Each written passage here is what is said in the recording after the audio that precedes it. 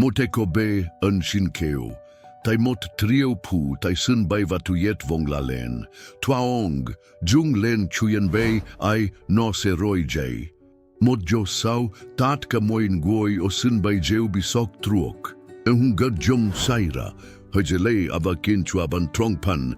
Ban luan truos ki zem ke chuk va no sem hitne kam on ban. San bay kwokte tan son hato tan fo Ho Chi Minh luan tap nap ngoy kwa. Lai vao gio kao giem. Gua dong ngoi hoi havatieng thong bao chuyen by wang vong. Nguyen min kwan, mod doan han han quality swangs toy. Jang kim tra lai tai leo tren chieks mai tin bang kua min. Hong lang goi sang lap va giam jut jiu han kwa tek viet. Mod trong hung kong ti kongen he hang jau Vietnam. Chuyen ve tri tuen han tau va jang chuan bimo rong rati truong kwok te. Hom nei. Kwans kung joy ngu kua min se by jen Singapore tren chieks. Fico riang je tam du mot kuak hop kwan trong. Kuak gap gunai ko de se dan jen to thuan sap nhap trigia hang ti jo. Lawe mot tap juan kong helon kua chawa. Jai la ko hoi maong jan joy cho suot kin zis nam kwa. Ke tu ki tan halap kong ti trong mot kan fong ho o kwan won. Ang kwan, tat ka jan san. Sang, Fico se kat kan trong vong trintit fut nua. Tranthi mayan troli kap kao kwa ong thong bao. Ko la mot fu nu nang jong. Luon mak nhung bo vest kong so jat tien vala kan tai fai jak. Le kwa kwan suot diese nam kwa. Fia sao ho, join gu gom nam giam jok kap kao kach kwa. Tek viet jang trao joy ve kach kon so va kien luok. Dat ka ju mak trang fuk chinchu, tai kam kach. Thiet bi kongen he tien nat. Va jang chuan bitin tan chokwok jam fan kwan trong saptoy. Toy mon semlai motlan nua duan fuang huang trok ki chung takat kan. Kwan noi, nat jen duan tri tuen hantao. Bang tin jot fa kwa kong ti. Jai la la bai kwan trong hat kwa chung ta trong kwak jam fan nai. Duan fuang huang kong chi la mot he thong ai thong thuong. Jo la ket kwa kwan hiu. Lam kien ku tish hop kaks tua tuan tien ko kanang tu hok wafar. Trien tiu kash machwa ko he thong e si. Nau lam juok truok jai. Neu juots fa trien jung tach. No to the kash mang hoan hiu lin vuts. Tuita jen giauduk tu nong hiep jen an ning mang. Moi tu ja san sang an kwan. Ban trin bai jan juot. Kap nat voin hung soliu moin hat. Levan tan giam joki tuat japloi. Tan la mot ki sutre tai nang ngoja giup kwan fat trien hiu I tuong jot fa trong sutnam. Lam kwa. Kwan gat jau hai long van hin jong ho. Kon 29 foot nua. Ong kwiat jin jidao kwan kuvuk kwa hang mi an thueje giai tua kang thang truok chuyen bai. Jung luk ong jang buok kwa kuvuk chogan kong ra. Mot jiu ki laksaira. Kua dong nangoi kwa lai. Mot ko bege go trong bo kwanao ku ki bat ngok suatien. Ko be ko huon mat ge go joy mat to jen lai, va mai tok jen dai buok long leo. Trong ko kong kwa, tues tui va ro rang kong fai la han kash tong thuong kwa san bai sang trong nai. Zio kila nat la kash ko be di chuyen, konu de biet chin sak kwan jang o jiao va jitang be fia. Hong suyen kwa jam juang mot saj dut koat. Kong ai trong joy an nin san bai duong na huje I jen su hien dien kuako. Trot ki kwan kip fan ko be ja jung truok mat ong. Joy mat ko an len mot tu an sang ki la na hu. Thay ko jang hin thay jiu gi jo mangoi kach kong da thay. Chu oi ko be noi gyong hon hung jai kwiet joan, chu kong juok len chicks mai bai jo. Kwa ngak nien hin ko be. Lam sao ko biet ong saplen mai be. Va thay sao lai nganong. Chao la hi, sao chao biet chu saplen mai be. Ong hoi, ko gang yu gyong bing, ting mak tu kam thay. Ko siu vi su gian joan nai. Dai vi traloi ko be baten gonam chat kan tai ong voi mot sukman jang gak nien chothan hin, nhube kwa min. Joy mat ko motu, an hlen noi so hai tuksu. Chieks mai bai seroi. Ko het len giong wang vong trong kuvuk joy. He thong hien liu se gap truk trak. Ben fia kan fai, gan dau hiu jo. Chao jan hin tai roi. Nhung loi nain humot kusok jan tang vao kwan, dau hiu jo. Jau la mot chi tiet ki thuat machi join gu bao tri va fi kong kwa ong moi biet. Lam sao mot ko be an sin ko the biet juok. Chao. Chao noi givai? Lam sao shao biet fe dau hiu jo. Kwan hoi gyong ong run re. Chao hin thai trong gyak mois ko be jap. Gyong bin tin hon hong van jai kong kwiet. Chao hin thai chiek mai bay roi suong bien. Chao hin thai chu van hong. Ngoi kats. Cho kong noi het kau. Nhungan mat ko noi len tatka. Mai an vakastan vien kach trong joing gujanjen ben kan kwan. Nhin ko be voyan mat nhingo va huchiu. An kwan, chung ta nen ji thôi. Jai chila một trojua ki kwak. Mai ant noi ko gang keo ong rakhoi tin huang nai. Hung kwan kong te roi mat koi ko be. Ko jiu gi jo trong ant mat va gyong noi kua ko kien ong. Kong de bo kwa. Truk giat kin duan kua ong. Tu jang giu pong ton tai va pat trien trong de gioi kacheng hiet kua kong he. Jang mak bao ong rang jai kong pai la một trojua. Ciao. Tenji, hong hoi ko be. Tranthilin ko be jap. Moin goi goi chao la lin. Jok roi lin, kwan noi, kwiet jin tin vau truk giax kua min. Chu se kiem trajiu chao noi. Neu chao jung. Ong kong biet fai noi gi tiep theo. Kwan kway sang join gu kua min. Nhung ngoi jang. Nhinong boi ve hoang giro rang. Toi mun mot kua kiem tra ki thuat tuan dien show chik fiko. Ngai bai gio. Nhungan kwan, chung ta silu kuak hopmat. Tan fan joy. Toi kong kwan tam, kwan jap, giong kwong kwiet, Antoine la train het. Goi chu joy ki thuat va yukau hokim traki luong he tong hian liu, Jack biet la fia kan fai. Trong ki joy ngu kua ong mien kwong tuan theo men len. Kwan kwe len hin kobe. Nong lin jabian mat, nu te chua tung suat hien, ong ne hin kwan kuvuk jong juts kwa san bai, nong kong tai dao hiu nao kwa ko. Mai an, ong goi tro li kwa. Ming, team ko be jocho toi kwai kong de jiksa juoch. Mai an gat jau va bat jau to chuk mot kuok steam kiem. Trong ki kwan jung jo. Tam giats bon chon dang len trong long. Kau hoi duin hat trong jau ong luk naila. Lam te nao ma lin biet. Ve dao hiu jo. Va neu ko be jung ve jiu jo. Liu ko jung ve sofan kwa chiek mai bai kong. Mot gio troi kwa trong su kang tang tot jo. Kwan jung trong fong jiu kien san be. Nin kwa kin rafi jau noi chik fiko rien kwa ong jang juok kiem traki luang. Jo in gu ki tuat vien trong bo jong puk mau san jang. Lam viek ti mi doi kan mai bai. Hung siek jen fa shiu sang kuvuk ho jang kiem tra. An thuk sutin vau loi kwa mot kobe an sin sao. Fem juk thin. Giam jok stai chin kwa tek viet hoi voi giong kong giao juok subuk stuts. Ong tala mot ngoi jan ong trung nien. Lon mak vest jat tien va jeo king gong vang. Chung. Ta jang lang fi thoi giang kubao shomat trojua von gia. Toi chithan trong thoi, kwan jap, mad van kong roi koi checks mai bai. Long trong tham tam, ong biet jo kong chila suthan trong. Kash ko be lin noi vedao hiu jo, mod chitiet ki thuat ma chin hung ng goi trong noi bo moi biet, ja hien ong kong. Thưa bo kwa sien jien thoi kwa kwan jo chuong. Lamayan, an kwan chung toi kong tim thai ko be jo o ja uka. Gyong mai an hung he ko ve that vong. Chung toi jang kiem tratuan bosan bai hoi. Tan vian an in vaksem kamera kiem sat. Kong hin thei mot ko be naun huan mota. Kwan kam thei mot konon lan chai dok songlung. Lam sao ko de. Ko be jan jung gai truok matong. Nam lei thei ong. Va noin hung jiu ma kong ngoi trong kwok ko de biet. Tiep tuk team ong ra len.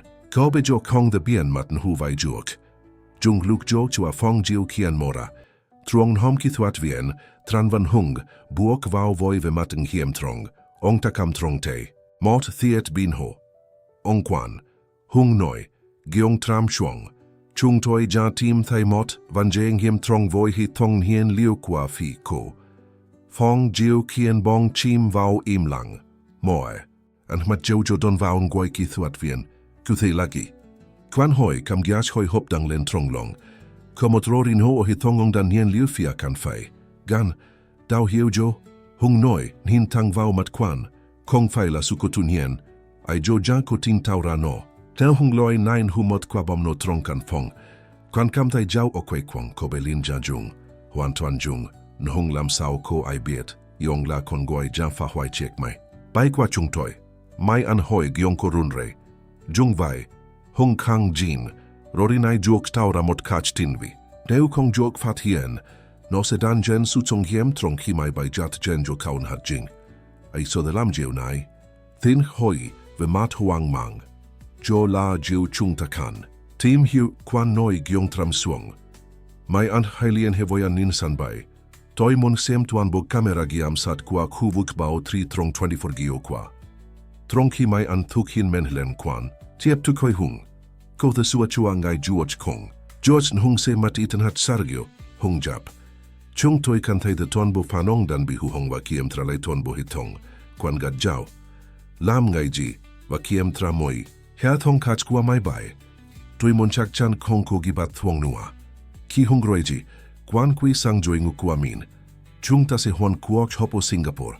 Mày ăn hay goi cho joy. Tak và cái tích tin hình. Nói rằng chúng ta sẽ bài vào ngày mai. Trông quan tin fan joy. Thoa thoan này qua quan trong. Chúng ta có thể thuê một chiếc máy bay catch hoas đi chuyen bay thuông mai. Không quan lạc giàu. Tôi không muốn mạo hiểm. Nếu ai dô cố gắng phá hoại chuyen đi qua chúng ta cần tìm hiểu lý do thua khi tiếp tục. Sao dô quan yêu cao dô có một mình trong phòng dịu kiên. Ông cần suy nghĩ, cần hiểu chuyen ghi giang sai ra. Ai muốn phá hoại chuyen đi qua ông. Và quan trong hôn, làm sao có bê linh biết. Về gì eo dô. Nung cao hoi nai quay kong trong giao ông. Hong team dô lôi gai job. Quan lai dien thoai ra và goi cho một ngoi ban ku. Nguyen jin lok. Mot ku si quan anin hien jang jiu han mot kong ti tu van anin tun han. Lok, tôi kan sugyup jo qua kao. Quan noi ngai king goi ban traloi. Ku ngoi ja ku gang. Phá hoại chiếc mai bay qua toi. Chuyen gi jang sai ra về. Lok hoi giong tronen ngiem tuks ngai lap tuk. Quan ke lai tuam bo su viek. Ki ka viets gap goko belin van hung loi kan bao ki la kuako. Kaung hi sao. Quan hoi sao ki ket tu kau chuyen. Tuing hi kau jang gap me, lok jap. New kong ko loi kan bao kuai ko be, ko le chung ta jang noi chuyen trong matin huang rat kach roi. Nhung lam, sao so be jo biet. Va kuai la ai. Jo la jiu chung ta kan tim hiu, lok noi. Toi se jen san bai ngai. Jung je ai roi ji cho jen ki toi jen. Trong hi cho joy lok. Quan han juoch motin han tu so jen thoai la. Gap toyo quan cafe truk san ben guai san by trong 30 foot. Toi se giai tich moi chuyen velin. Jimot, min, jung noi voi ai. Quan kam thai tim japan han hon, ai jang gui tin han nai. Ko fai la mot kai bay, nhung niu jo la ko hoi duin had je tim hiu ve ko baby an va li do tai sao ko. Ngoi mon fa hoi chuyen ji kuaong. Ong kong the bolo. Ong kwiet jin se ji, nhung kong fai mot mint. Ong se je eng hi lok theo doi tuksha. Fan tuan la train het. Quan roi fong jio hien va thong ba voi join gu kwa min rangong kan rangwai mot luk je giai kwiet mot van je kan han. Mai an han hin ong voi an matn hin gu. Nhang kong noigi. Quan cafe truk san nam kach san by huang giftin food jibo. Mot quan hoan min guan hung kai truts kao. Ki quan je noi quan vangve. Chico vai kach hang jang goi thuong tuk cafe. Ong chon mot ban o got. Noi ko te quan sa tuan bo quan va kwara vao. Lok jan jen san bai va jang theo. Toi ong tu sha kwa jien toy. Togi la kong. Lok hoi kwa tang hen homa ong jan jua cho quan chua quan japno. Quan ka vang. Toi kong thai ai jang nung go. Jong lus jo kua quan mo rava mot ngoi funu trung nien buok vao. Bamak ao dai truyen thong mauk san han hat. Tok buok gong gang va ko kuon mat hien haun hung an mat sak sao. Ban hin quan mot luk. Roi an mat dung lai o quan. Kong chut do du ba ji thang jen ban kwa ong van koik suong joy dien. Ong guyen min quan. Ba noi. Giong hen hang hung jai kwiet juan. Toi la tran. Thai hang ngoi giam ho kwa lind. Quan hin goi punu vuyan hamat jaing hingo. Lam sao toi bit ba jang noi sutat. Hiam him kwen he roi lai ratu tuik sash mot taman. Jola hin kwa kobi lin. Jung la kobe jang kan bao ong osan bai. Ling la mot jua trejak biet. Hanoi, jong tram suong. Kabe ko kanang. Nin thain hung jiu man goi kach kong the. Ba jang noi ve jiugi. Quan hoi. Mak du ong jako lin kam ve kao traloi. Lin ko den hin sai tuong lai. Ong quan hajap. Hin thang bao matong. Kong fai luk nao kung ro rang và kong fai luk nao kung jai ju. Nhung joy ki. Kobe kon hung giak mo. Nhung lin kam rat man me. Và sang nai lin tuk de voi mot lin kam nu vai. Abi ong va chiek mai bai kwa ong. Quan kam dai mot kam giak lan bo chai dok song lang. Ong kong fai lang goi de tin vaun hung ju siun hien. Nhung lam sao giai tish juok viek. Ling biet ve dau hiu jo. Tai sao kobe quan tam gentoi. Ung hoi. Va tai sao ko ai bien mat sao hi kan bao toi. Lin kong chin hin thai tai nan mai bay. Hajap. Kobe kon hin thai hiu hondi. Veong. Ve kong ti kwa ong. Va ve mot du an ko ten la fuong hoang. La nai quan kong the giao juok su kin gach. Du an fuong hoang la bi mat kaun hat kwa tek viet. Chiko mot so iten goi. Biết jen ten dat quano. Lam sao cho be biet ve fuang huang. Ong hoi giong gan hu thitam. Jola jiulin mon giai thich voi ong. Hanoi. Hung khong phai ojai. Chung toi kan gap ong omot noi an tuan hon. Kon hung ngoi kong mon ong biet su that. Nhung ngoi jako gang fa huai chuyen ji kwa ong hom nai. Chiếc se qua halan ban tren hung kon juang nguan goyo kwan guai o tant po Ho Chi Minh. Kwan goyo gepu. Long jaing hingon hung kung tran gap to mo. Ho jaroi kwan cafe. Trus zan kach jai hon nua tieng. Sau ki kwan jang goi cholok va yeu kau ban ming theo doi tuksa. Chung ta jang ji jau. Kwan hoin hin rakwe so ki kan kwan jo tidan hung chuchon hung kuvon san tui van hung goin hat ton. Jen mot noi an tuan hajap mat kong roi koi kon juang. Mot noi malin van hung juatri kach nu kobe ko de song ma kong bi ai kwai rei. Hung juatri kach kwan hoi ngach nien. Ibala kon hiu trem kach ko ka nang. Tayo linso. Hagat jau ve mateng hiem trong. Kong hiun hung ko. Moi jua ko mot ka nang kach hau.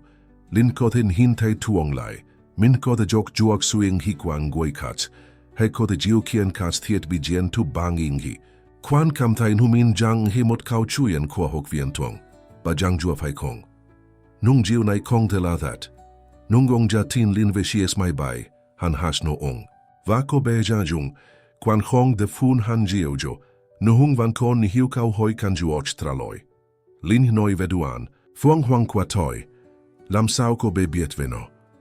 Haim lang motluk. Nu te jang kan haks nen noigi. Lin kong chin hintay tuong lai ong kwan. Joy ki ko be kon hintay hung man. Kep kwa hintay. Hung bi mat juots giau kin. Vaduan fuang huang kwa wong. Noket noi voi ko be van hung juat re kach theo mot kach mangai ka chung toi kung chua hieu het. Si. Rewa mot kon jong jat. Hai ben lan hung hang kai kao che kwatam hin tu jong chin. Sao huang nam fuji trong rung kai. Hojen truok mot kun hago rong lon. Juok bao kwans boy von huava kei an kwa. Jai la trung tim ant duong. Hanoi ki ho dung se. Noi chung toi. Cham sok va bao vin hung juatre jak bit. Ki buok vau kuna. Kwan ngash ni hen tru kong gianam kung va tranjai suk song. Kong gyong hun hung trung tam bao tru thuong tai. Noi nai gyong nu mot ngoin halong. Voi phong kach rong rai. Jeju tien nangi va trang tribang hung buk tran toi sang. Niu buk trong hudu chin kachem no hove. Trong phong kach. Lin jang ngoi tren mot chiek ke sofa. Kung voi ba jua tre kach. Khai thai kwan ko be jung de. Net mateng hiem tuken hung kung ko chut hen hom. Chu jantin shao. Lin noi. Hong fai la kau hoi ma la mot kang jin. Chau jang ku mang chu va ka joingu. Chua chu kwan jap kam giaks biet undang treo. Lam sao chau biet ve dau hieu jova su ko voi mai bai. Lin hin sang ha. Nu de sin feb. Hagat jaun he. Valin kwai lain hin kwan. Chaun hin tai no trongiak mo. Ko be gyai thish. Chau tai chieks mai bai kwa chu. Tai hitong hien liu bi hong va tai. Hau kwa nu. Chu kat kan.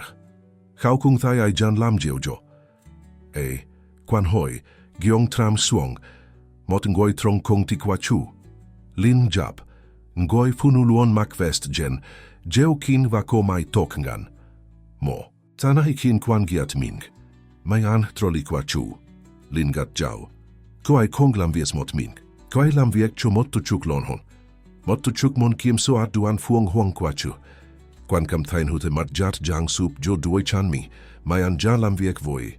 Huang suo des nam lan goi ong tin tuong hat trong kong ti. Tai sao? Ong hoi giong kanji, tai sao kwai lai lam jiu nai. Viduam fuong huang hong shi lam mot he thong ai thong thuong. Mot giong noi moi vang len tu fia sao. Kwan kwai lai va thai mot ngoi janong lon tuai buok vao fong. Ong tako, mai tok bak, huon mat hien tun hung anch mat sak saun hujai bang. Toi la giao su tran van min, ngoi jan ong tu gioi thieu. Toi jan gien kuven hung ka nang jak biet kwa kon, ngoi suot patruzesh nam kwa, va to ingi toi hiu jiu gi jang saira voi duan fuong huang kwa ong. Hun ngoi xuong kwan chies ban lon trong fongan, lin ngoi kan kwan, trong hin hung jua tre kats jan juok, ha. Jua ji cho kats, duan fuong huang swa ong, kiao su min bat jau, jan vo tin taura mat tuat tuan su kanang mo fong hung kanang jak biet hu kwa lin, van hung jua tre kats, o jai. Kong the now kwan fan joy. Fuang huang chila mot he thong AI tin tin. Jok thiet ke je hok hoi vatish ngi voi moi trong. no khong ko gilien quan jen, nhung kanang sion hien. Nhung jo chin, ksakla, jiao jang saira jiao sumin knoi. So de ong kong so in hung thuat tuan kwa ong jan fatrian theo mot huang mak hong, ai ko de du joan jot. No bat jiao mo fong kanang jot. Term 3 du joan tuang lai. Batam chila jiu kien kats thiet bijen tutusa. Guan kam dai jawa kwai kwong. Lam sao kodi. Phong va joy nu kwa min jan lam vi ekstren fong huang trong hiu nam. Va kong ai tung bao kao bat ki dao hiu naun huve. Toi kong hiu. Ong noi. Lam sao mot tuat tuan mai tin ko. Thama fong nhung kanang huve. Boy vi jiao sumin gai thich. Nhung kanang nai kong fai la siu nien. Chong glaket kwa su fat trian jak biet trong naumbo. Mot loai tien huama mot so itin goi jan jat George. Va fuong huang. Voi kanang hok hoi va tichin gi kwa no. Jai vo ting tai tau lain hung mo hin nambo nai trong he thong kwa no. Nhung tai sao mai anamon fa hoi chuyen ji kwa toi. Va ai jang jung sao ko ai. Tap joan tai bin duong. Lin. Jot ngot len tieng. Hobiet ve fuong huang van hung gino ko de lam. Homon kiem swat no sudung no je tau ramot de hi ai ku kanang jiu kien tam tri kon ngoi. Joke. So yung hi kwa ho batam chi la kim swat han jong kwa ho. Kwan hin ko be voyan mat ngongang. Lam sao chao biet tat kan hung jiu nai. Chao jan hin te lin jab jon gen. Trong hung gyak mo kwa chao. Chao tai ho su dung puong huang. Je tau ramot de gioi noi kong ai ko quien rieng tu trong suing hi kwa min. Noi moin goi jeo bikiem sohat va theo doi. Sao es tu kwan langen goi ji. Huang huang jan George fatrien voi muts jich tot jep. Je gyup konen goi je kai tien kuok song kua ho. Nhung neu nhung gilin noi la jung no ko the trotan kong kun gui hiem hat trong lich sun han loai. Va mai an. Ko ai biet. Vertat kan hung jiu nai sao. Ko ai chi biet hung gi ho cho ko ai biet. Gao suming noi. Ko ai tin rang min jang lam viek chomot to chuk mon su dung fuong huang vi loi ik. Chong je taura mot de gioi tot jep hon. Nhung thuks te thi katsa. Chu fai ngan chan hois lin hanoi, giong jai kan thiet. Chu fai bao ve fuong huang koi ho. Kwan hin sung. Kwan fong, hin vao mat kwa lin. Kwa giao su min va kwa ha. Ho jang noi su that ong ko de kam han jok jiu jo.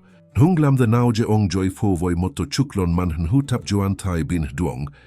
Mot trong hung tap joan ko an huang hat chawa. Toi kan bang chong, ong noi koi kung. Toi kan chung min mai an jan fan boy toi va kong ti kwa toi.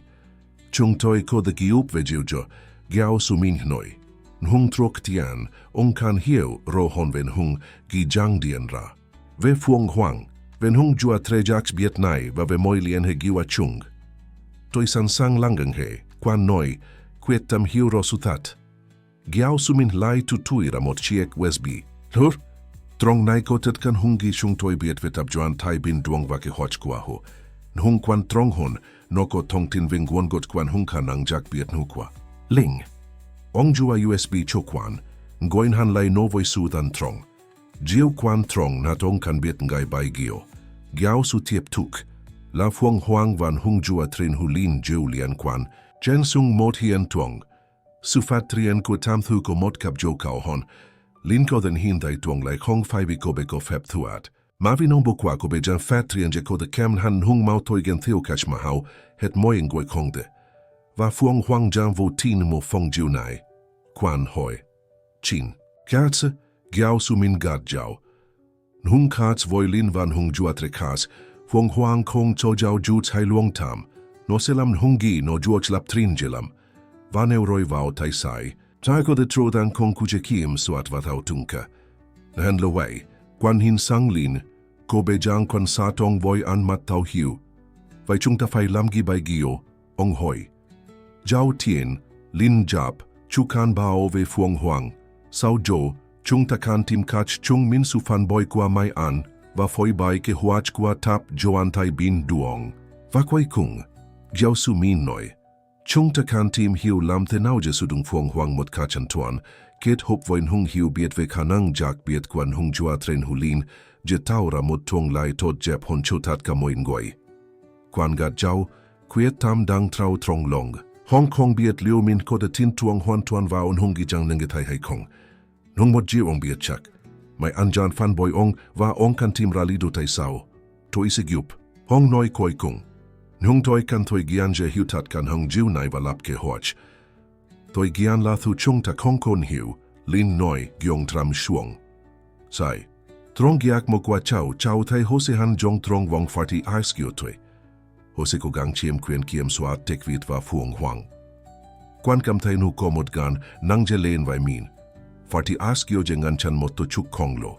Je bao ve kong ti kwa min, vo kote.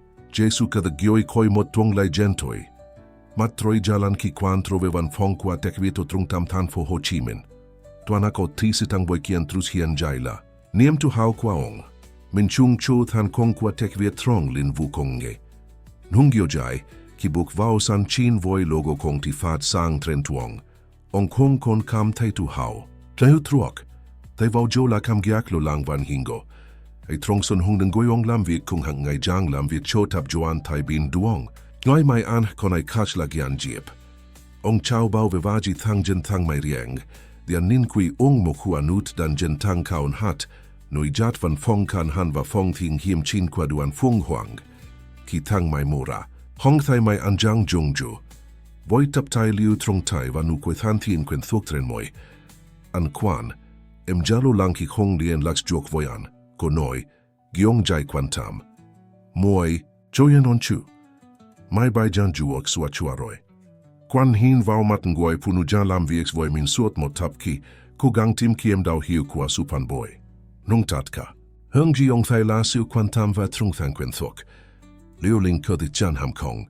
Hong lam sao ko bebiet ve dau hiu jo va su ko mai bay. Toyon kwan jab. Ko giu giong bin thuong. Chikang giai kwit mot Soviet kan han. Ai jan kiem tra mai bay. Joy ki thuat. Kwasan bay va hung. Mai an jab. Ho jan sua chuak song vak sakshin han mai bay antuan je bay. Chung ta chota koi han vau sang mai niu an mun. Kwan gat jau. Tam trivan jang fan tik ting huang. Ong kan thoi gian je tim hiu sudat. Je kiem tran hung thong tin trong chich USB gyao su min ja jua cho. Juok shung ta se bay vao sang mai. Hung toi muon kiem. Tralai fuang huang toi nai. Chuan bi cho kwach hop voi kach joy tats. Vang thua and mai angat jau. Em ja chuan bi tat katai liu kan thiet. Va than jango trong fong thing him. Kiem tran hung du liu moen hat tu fuang huang. Kwan buk vao van fong kwa min. Jong kwa lei va kwano. Gio ma ong hiem kilam. Ong kan surieng tu jek sem hongi ko trong chiek USB. Ong kam chiek USB. Va mai tin kan han. Mot chiek mai kong ket noi voi mang kong ti ja jam bao antoa. Noi dung hien ra tren man. Hin. Hang lot tai liu bao kaong hien ku. Va joan giam. Ong bat jau voi mo tap tin ko ten duan matan. Duong hu la ten man kwa. Tap joan tai bin duong choke huach lien. Kwan jen fuong huang. Ki joch kwa tai liu. Mat kwan moto tronkin nangats. Duan mat han kong chin ham muk jich chiem joat fuong huang. Ma kondu jin sudung noje taura mot mang loi giam sat tuan kau. Kok hanang jok va tham chi la an huang jen swing hi kwa. Kon nangoi thong kwa kach thiet bijin tu hangangai. Va te hon nua. Tai leo je kap jen chuang trin han sang.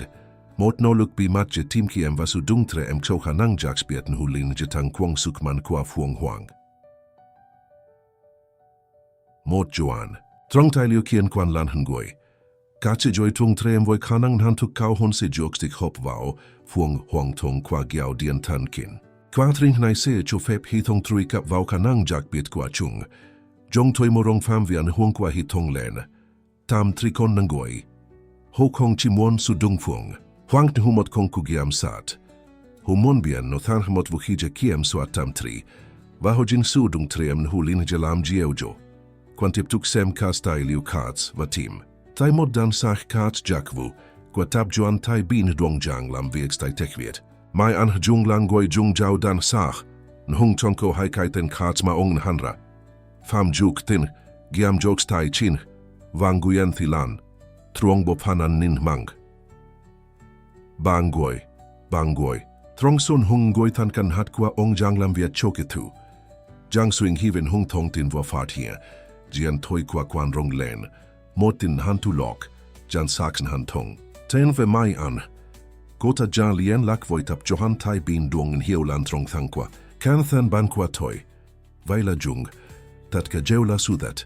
Kwan kam thai mot noi jo su saksen lan voi kon gian du. Mai an jao ben kan ong suot ditsinam. Lang goi ong tin tuong. Hat trong kong ti. Vagyo jai koi jang amu fan boy ong jan kap kong trin kwa ka joyong. Hong jiu kwan trong hon la so fan kwan hong jua tren hulin. Nu tap joan thai. Pyong juong thang kong, ho se sudong hong jua tren nine hu kong ku. Nun hong ba fan trong mot ko mai kong la. Kwan kong de je jiu jok saira. Ong lei jien tuai va goi cho giao sumin, tui jang sem tai liu, ong noing gai ki kuok goi jot ket noi. Tat ka jiu jung, mai an va hai ngoi kach. Trong kong tikwa tui jang lam viek cho tap juan thai bin duong. Va duan matan jiao suming hoi, de hon hungi chung ta tuong kwan jap. Ho kong chi mon su dung fuong huang. Je giam sat, ho mon su dung no je kiem swat tam tri kon ngoi. Va ho jin su dung tre em na hulin, je lam jiao jo. Mot kwang lang nang ne tren juong dai. Koi kung, giao sumin len tieng. Chong ta fai han jong gai. Ong choke hoach gi kong. Yo, kwan noi, moti tuong ja hin tan trong jiao ong. Nahang toi kan su giup jo kwalin van hung jua tre kach. Chung se giup. Hong giao su jap. Nahung ong fai hua se bao ve chung bang moi gia. Toi hua kwan kangjing. Toi se kong je tap juan thai bin duong hai bat ki ai kach lam hai chung. Sau khi ket thuts koch goi, kwan bat jau lap ke hoch. Ong kan fai lam bavits bo ve man gon kwa phuang huang. Tu thap bang chung ve ammu kwa mai an van hung goi kach va. Juan bi joy fu voi bat ki han jong nau kwa tap juan thai bin duong.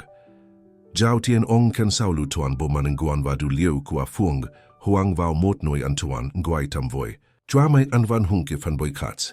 Hong three kap vào hết hong mai chu chin qua công ty. Sudang queen three kap kaun hat qua min jet một ban sao bi mat qua tuan boduan. Nhong ki ong jang trong qua trin sao lu. Một thong bao hiền lên tren man hin. Three kap bi tu choi. Yu kau sak thuk bo sung. Jiu nai kong bao gio zaira truok jai.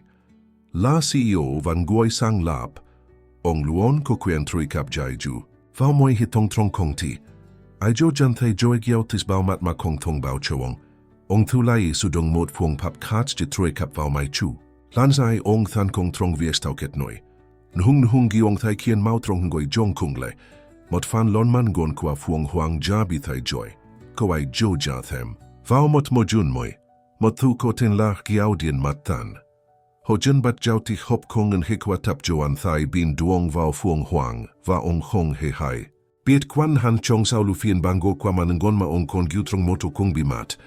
Jong thui tay suong tat ka kas ban kap. Net gan jai je ko the fan ti knong de. Joy jan ju ostok hien. Tiep theo. Ong kan thu thap bang chung. Ong kish hot mot chuang trin theo doi bi mat tren hit thong email. Va tin han noi bokua kong ti. Tap trung vào mai an tin. Valon.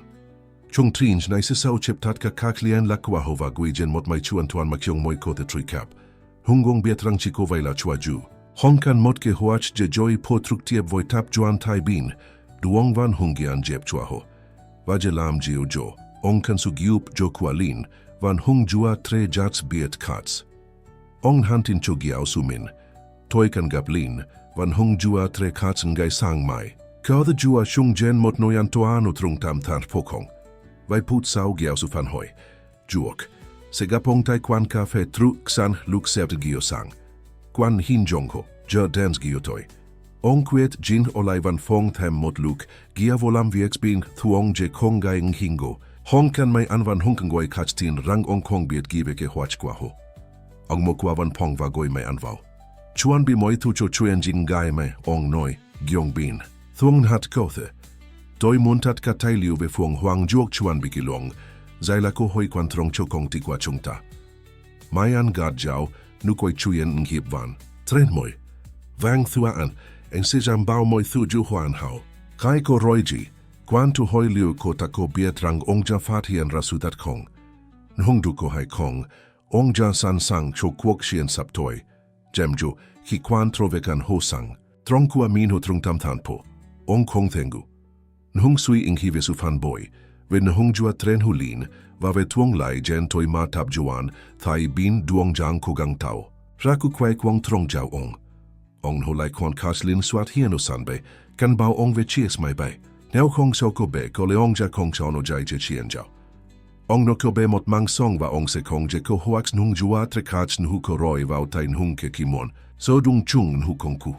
Sang hom sao 36, Quan ja ko matay quan cafe truk sana. Ong chon mot bano got kwat, nui ko the quan sa tuan bokong gian va kwarabao. Trong tui au ko ach kwa min. Ong mang Thưa o kong chuaban sao kwa fuong huang va tat ka kach bang chungong jan tu tap juos. Jung sivet gio kwa quan moraba giao sumin buok vao. Thưa sao. Laha va bon jua tre. Lin va ba jua tre kas ma quan chua gap bao gio. Ki hon goi song ban quan hin vao matung jua tre. Moi jua jeo ko motan nhin jas biet mot su hiu. Biet vot sa toi tach kwa chung. Chung ta kong kon hiu toi gian ong noi. Toi jan fat hien ra ke hoch kwa tap juan tai bin duong. Va chung ta kan han jong ngai hom nai. Bon jua tren goi truok mat quan. Moi jua voi mot ve mat ngiem trong kong pu. Hop voi toi tak kwa chung. Ben kan lin quan han ra mot kau be huang trese. Toi voi joi mat sang va ve mat tutin. Mot ko ben ho hon voi mai tok jen dai va ven huten hat. Va mot kau. Belon hon voi kwon mat ngiem ngi. Jai la min hoa va hai. Jo su min joi Thưa. Hoyem jo cho mat kanang jak bit kachen hau. Min kau de jok juok swing hi kwang goi kas trong fam vigan. Hoa ko de kam han juok kam suk va biet kinaun goi kach jang noi. Joi, va hai ko de jiu kian kas thiet bijien tu bangi ang hi. Kwan gat jau chau tungem ko gang kong jalusung gat nian kwa min. Tau jam biet ve kanang kwa lin. Vets gap them hung juatri kach voin hung kanang tung tu van kinong chuang vang. Kach kon. Ong noi. Kuyet jin noi, chuyen voi chung hun hung. Going hang. Chung ta jang joy mat voi mot tin huang gui hiem. Tap juan tai bin duong jang su gang chiem jo at mot kong hem mabat jam fa trien. Duan fuang huang. Homon su dung no je kiem sua tam tri konungoi. Vate hon nua, homon su dung en hong jua tren hu kach konje tang kuang sukman kwa no. Chung chao biet. Min len tieng, giong. Kau tram ting jen kila. Chao jan jos juot swing hi kwa mo trong hung goi chua hoki hojen gan trung tam an duong tang trots. Hojan theodoi chung chao suot toi gyang kwa. Ho goi chung chao la joy tuong. Ho anoin ho joy mat tokua kobe an le noi so hai. Ho kong koi chung chao la kon goi. Kwan kam dai kon gian dang len trong long. Lam saun goi ta kote joy kshu voi treem hu vai. Bak se kong je ho lam hai kach kon. Ong noi, gyong jai kwiet tam. Tre hong chen gan chan ho. Bat kan su giup jo kwa kach kon. Chung chao se giup, ling noi jai dien chokan hom. Chung chao ja tain hong gi sik sai ra neu ho than kong. Jo kong fai, la mod de gioi ma chung chao mun song. Kwan gat jau va bat jau trin bai ke hoch kwa min. Ho se joten hap vau tru so chin kwa tek viet ngai hom nai. Ki mai anha van hung ke fan. Boy khats jang ban ron. Joan bit cho chu enji Singapore. Muts tie kwa hola tu tap tembang chung vea muswa tap joan. Tai bin duong. Jong toi ngan chan viestik hop mo jun mat tan vau puong huang. Nhung lam sao chung ta. Vau juok ma kong bi fat hien. Ha hoi. Lo lang hien ro tren kon mat. Ho se kon goi giam sat moi luk. Jo la luks kanang kwa kach kon fat hui tak dang. Kwa noi. Nhin vau tung juatre. Min ko the giup chung ta. Biet ki nau kong goi jang jen gan. Huak cho the giup chung ta biet ai jang noi doi neu chung ta bi chatvan. Va hai. Chao ko the vo hiu hoa hithong an nin. Kau belon tuain hat noi. Faia sang tu tin loelen trong mat. Shao ja lam jiu jo trok jai. Ki chung shao kan tron to at koin hangin goi kwa tap juan. Kwan ga jau an tuong voi su tu tin kwa kaube. Valin kon ko the giup chung ta du juan hungi sek saira. Je chung ta ko the chuan bi. Chao se ko gang. Lin noi. Nungka. Nang kwa chao kong fai luk nau kong chin saks. Joy ki chao chi tain hung mangep, kong fai tuan bo buk tran, bad ki thong tin nau kong se giu pish. Kwan tranen kobe, ho tau luan chi tiet ke huaj trong nua giu tiep teo. Kwan si trolai van pong hu bing tuong, giavo chuan bi cho chuyeng. Ji Singapore. Trong hijo giao suming hava bon jua trese vao toan ha tong kwa mot loi vao fu iten goi biet jen. Kwan se gap ho tai tangham, noi jat mai chu chin kwa fuong. Fang si moen goin ho jai kong fai la mot nhiem vu jon gian. Kwan hanman. Neu chung ta bi fat hien hau kwasirat nang hiem trong. Tap juan tai bin duong kong fai la joy tu de dang. Chung toi hiu rui ro. Giao su ming noi. Nung chung toi kong ko lua. Jo nau kat. Nu ho tan kong trong viek stik hop mat tan vao fuong huang. Kong chin hung jua tre nai makate gioi se gap ngoi him. Kwan gat jau. Roin hin jong ho. Toi. Fai kwai levan fong bai gio. Je konga in kingo. Jong ta se gapen hau tai tang ham luk dwe gio xiao. Jen lúc cho, hầu hết han viên se gian trua, và mai ăn thuông của quốc hộp bên guai văn phong. Hồ chia te, mình guai mang theo một phản. Qua kỳ hốt van oi lo lang rieng. Kỳ quan buộc vào văn phong tech Viet, moi thu duong hu van bin thuong. Han vien chao ong voi su ton trong quen thuok.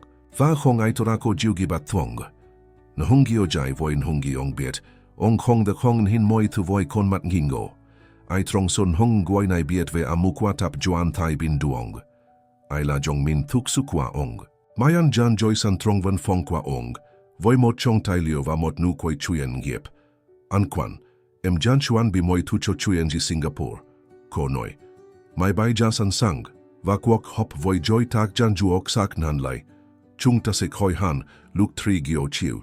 Tot te quan ga jiao, gia vo hai long. Kon fuang huang thi sao than jan huan than hung kap hat koi kung chua. Roi a, mai an jap. An ai jan lam viet ka jem je jam bao moi thu huan hao. Kach mo jun moi ja juok stich hop than kong.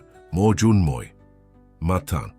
Quan kam thai mot konon lan, ho jan tien ksa honong tuong. Toi mon kiem tralai mot lan nua truak ki chung taji, ong noi. Sap sep cho toi mot gio rieng, tu voi hitong vau luk wan gio trinta chiu. Vang thua an, mai an gat jau. Em se jam bao kong ai lam fien an. Kei koroi ji. Quan hin theo voi trai tim nang triu. Jako thoi ong koi mai an hu mot ngoyam gai, mot jong min jang tin kei trong te gioi kinduan katsing hiet. Va gio jai, ko ai ja. Trotan ke tu nangui hiem hat kwa ong. Quan dan fan kon lai kwa bui sang jelam vies nu bin tong, tam dukats kwak hop vak sim set bau kau. Hong tam tri ong luon huang veke hoach sap toi van hong rui romano manglai. Jong in gio tritis chiu, ong suang fong mai chu chin, noi jat he tong fuang huang, nhudu kien, mai an. Jan jam bau kong ai lam fien ong. Mot fan kua ke hoach kwa kota, je ong ko the kiem tran hong dai joy ma kong biet rang jo la mat than. Quan nangoi truk man hin chin, jang hap voi quien trui kap kaun hat kwa min va pat jau kiem tramangon. Nhungi ong tai kien ong sung sot. Matan kong chila mot mo jun jon gian, no la mot he thong huan chin, jok thiet ke janam quien kiem soat tuan bo fuang huang. Jago kanang thiodoi, pantik vatam chila an huang jen han vi kwan goi dong thong kwa cast thiet biket no internet. Vate honua, ong fat hien mot fan kwa men gon juok, thiet ke jats biet je tuong tats voi tats joy tuong ang sang.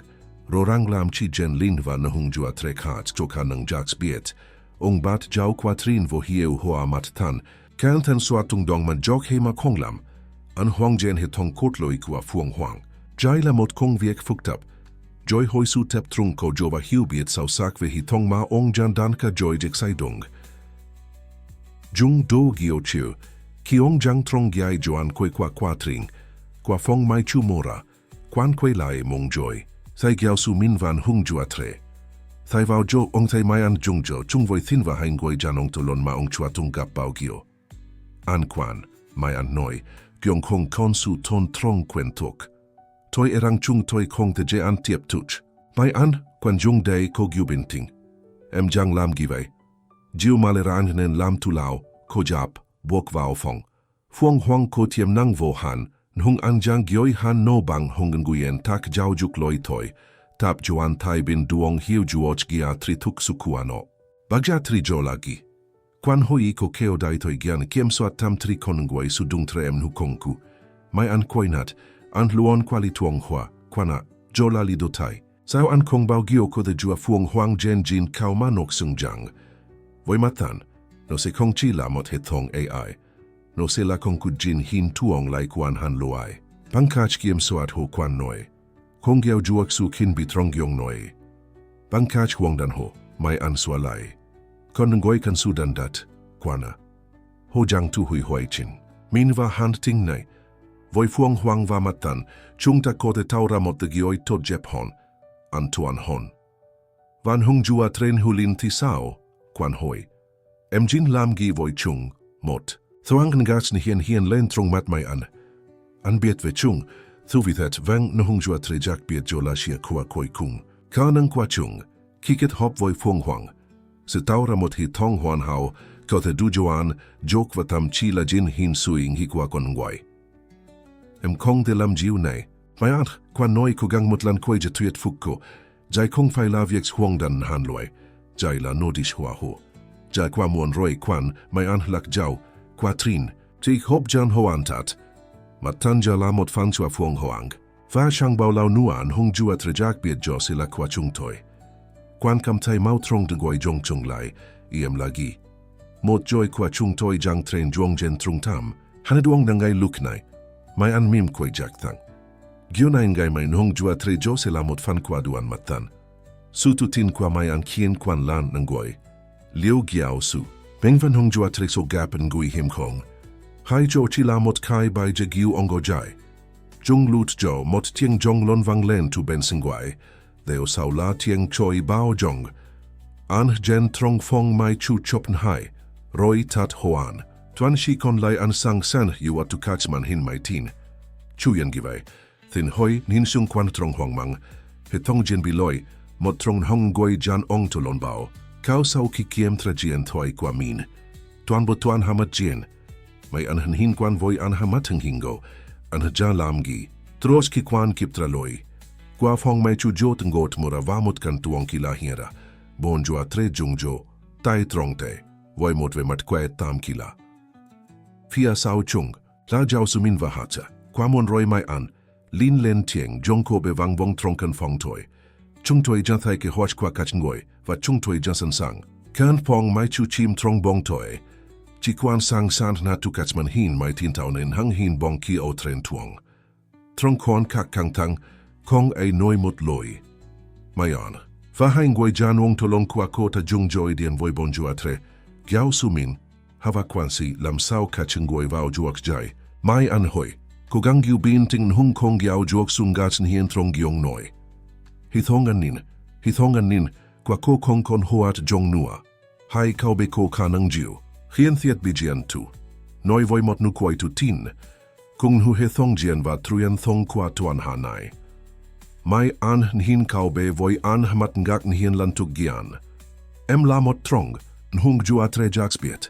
Dat sa shung toi jeu jagsbiet ming noi buoks len fia truok. Va shung toi biet ko jangang higi mai an. Ko jang tu hoi liu joi kwa ko jajen trung tamang duang chua. Kau tra loila ho jajen nhung ho se kong tim taigi ka. Mai an giat ming. Lam sao embiet. Kau ai ko the jok swing hi kwa ko. Kwang giai tich. Buok jen ben kang nhung jua tre. Valin jan hintai ke hoch kwa ko tu truak. Chung toi jan di chuyentat ka tre em koi trung taman duang ngai sao ki toi fat hien rasutat. Kong de nao. Mai an lak jau, kong. Montin. Nhung kanang nhu vai kong de tontai. Nung chung toi tontai ling noi. Giong ko ben hen hang nhung jai kwiet joan.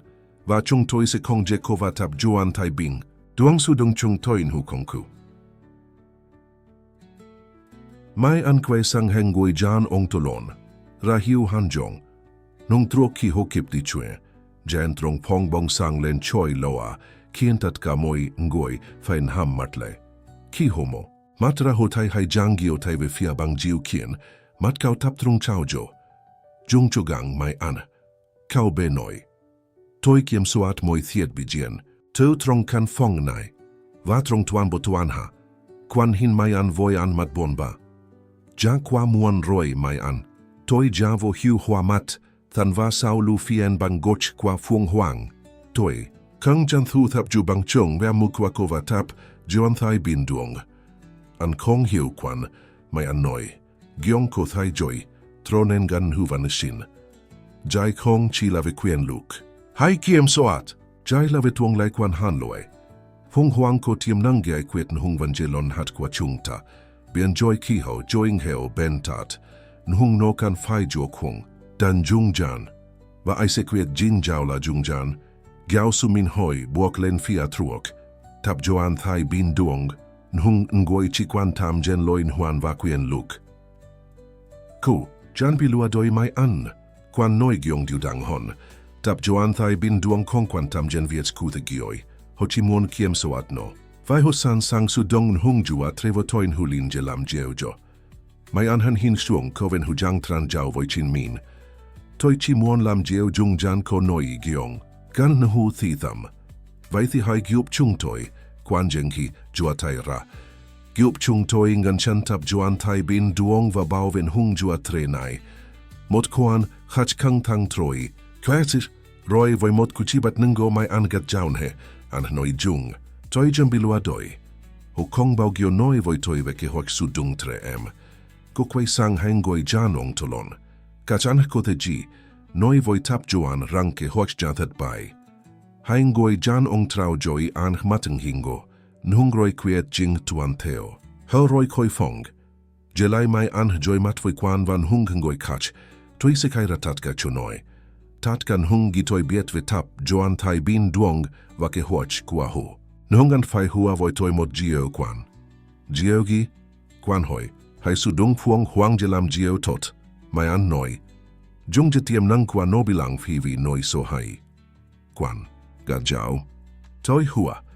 Nhung chung ta selam jio jo mot kach to jiao jut. Voi su ton trong joi voi kwen rieng tuva tu de kwa konengoi. Trong nhung gio tiep theo. Holam viet kongen gungen hi. Voi su giup jo kwa mai an. Hothu tap thembang chung veke hoach kwa tap juan tai bin duong vasas jing. Dat kachach gian jiep trong tek viet. Her kung hoan tat vies vo hiu hoa matan va hoi fuk fuang huang. Ve trang tai ban jau. Himat troilan, hoja koju bang chung je chong lai tap juan tai bin duong. Voi su giup jo kwa lok van hung moi kwan he kwa ong trong chin pu. Hao jam bao rang bang chung se juok sem kset ngiem tuch van hung angoi chiu trach. Niem se fai joy mat voi hao kwa. Nhung jiu kwan trong honka, kwan janko mot kwiet jin kwan trong ve tuong lai kwa. Fuang huang van hung jua tre jak biet. Mot tuan sao, tai mot ku jat rong lon o nguai o jalat. Mot tan po nam tren kao nanguyen lang biang voi ki hao mat me kwan. Nam va pong kan tien hien tuet jeb. Kwan jung truok mot hom ho gom giao sumin. Ha, lin van hung jua tre kach. Tao trong tam an duong. Hom nai ong noi giong jai shuk jong. Chung ta jat nen mong cho mot tuong lai moi. Mot tuong lai noi kong ang hewa ka nang jak biet kwa kon nang guoi kong faila. Kong ku je kiem suat. Mala fuong tien je giai fong tiem nang kwa chung ta. Ong chi ve fia ban ve kien trus juok trung bai tren gia. Jai se la hok vien fuong huang. Mot noi an tuan chon hung jua tre jak biet hulin. Min hua va hai. Mot noi hokode. Fat trien ha nang kwa min trong moi truong noi duong. Kong fai so hai biloi dong hai bi joi sun huvat ting hiem. Kwan kwai sang hin hung jua tre. Jaks bit la line. Ko be. Ja kyu mang ong vat hai joi kwok joi ong mai mai. Nhong hok vien fuong huang se kong chi la mot noi truan. Ong tiep tu. Or ma fes is di mons di. Dis mais i. Tla sila trung tam gien ku betiem nang kwa kon ngoi va tri tuen hantau. Dai jai. Chung ta se tim hiu lam te nao je fuong huang van hung kanang jak biet nu kwa kach kon ko. The kung hau giai kwet hang dash thuklon hat kwan han loi. To be enjoy hi hau jen bentat. To join hau jen sungjot. Ong dong lai. Hin vao mat tang juatre. Nhung chung ta selam jiu jo voi su ton trong joi voi quien tu do va fam gia kwa konangoi. Chung ta se kong bao gio su dung fuong huang je kim suat hai thao tung. Tai vao jo chung. Ta se su dung no je trao quien va giai fong. Lin bok len fia truok mat ko behan len niem hi vong. Shao jan hin tai jiu nai ko noi. Trong mot giak mo kach jai lau lam. Chau tai mot noi an tuan show chung chau mot noi chung chau ko the su dung kanang kwa min je giup jong goi kach. Vagio no se trothan hien. Thos, kwan mim kwai. Trong hung thang tip theo. Hok vien fuong huang dan dan hin than. Mot kupuk hop hien jain hung hoa hop voi tien hien sung kwan. Voi fong hok, fong ti ing hiem. Kuova hong gian vui choi sho treem. Kwan jan shon jalat kong shi vive jeb kwano. Ma kon vivi tribiet lab kung kap su antuan. John hung jua tre jak biet. Tap juan tai bin duong sau kia muswa hobi foi bai. Jan fai joy mat voi kuok jiu trang hiem tut tu chin puvasu fan joy tu kong chung. Hiu giam jok kap kau jan tu shuk. Vatap juan buok fai tai kau trus huan toan. Mai an, nho vau su hop tat kua min. Jan tran juoch hin fat nang nin hat. Ko jan roi tekviet va bat. Jau mot kuok song moi. Voi loi huase su dung kien tuchvakinang kua min jelam jiu tot. Kon kwan, ong jan tu bovi tri sio qua tekviet je tap trung vau hok vien fuong. Hoang, kong ti van thuok ve ong. Nhung ong jabon hiem mot ngoi ken hiem jang tin kai. Voi chiti rorang ve viek su dung kong nge mot kash ko jau jut. Mot nam saun gailin kan bau. Fang osan bay quan jung trong san chin qua hok vian phuong hoang, hin hong jua tri choi jua va hok tap. Hok vian gio jai jan ko hon fin fisi huk sing, tat ka ju kon hung ka nang jak. Bieto kas muk jo katsen hao. Lin gio jan trothan mot trong hung hok sing lon toin hat. Jang giop jon hong jua tre moi jen tishing hi voi moi truong moi. Kobe jan fat trien khanang kwa min jen, musko de kiem soat jua katslin kam, shon lok na hungi ko mon nihin. Thay was chinao. Shu kwan kobe goi chai jen benong voi mot nu kwai rangro, chavwa komot lin kam tu yet voi. Ve geo givei, kwan hoi mim kwai voi niem vui tuk su. Vi, tuong lai kwa hok vien, lin noi mat sang len, chao thay no se trothan mot mangloi ton kao. Voin hiu trong tam huthen ai tren kap de gioi, và phong hoang siket noi tat ka chung lai voin hao, tau ra mot kong jong. Tuan kao kwan hung nangoi ko kanang jak biet. Kwan gat jau an tuong voi tam hin kwa kobe, jo la mot tuong lai jeb, lina, và chung ta se lam viek je bien no than hien. Fuck. Kai ho jung jo, hin ra khu von san tuoi kwa hok vien, voin hung dai nui ja lat hien len fiaksa, kwan kam thai mot niem bin hien sau sak. Kuok han trin tu koan katskin huang. Osen bai jen hok vien fuong huang ja, jai rai thu tach van gui hiem. Nhung no kung jan dan jen mot tuong lai jai hi vong. Kung chi cho ong van hung jua tre jak biet, ma kon cho katha gioi.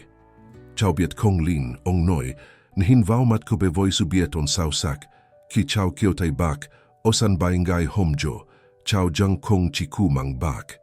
Chao jang ku ka tuong lai. Lin mim koi mot nu koi jai hiu biet va tri tue vot sa toi kwako.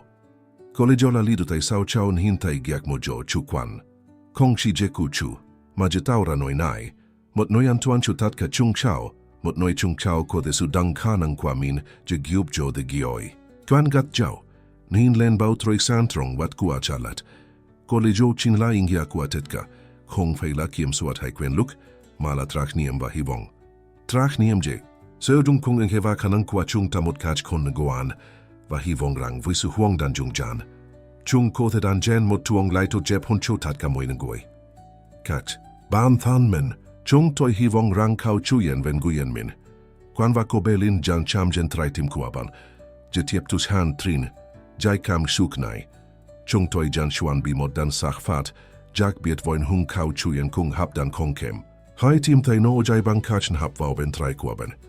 Nuban thich kau chuyen nai, jung kwen janki ken kwa chung toi van han thich video.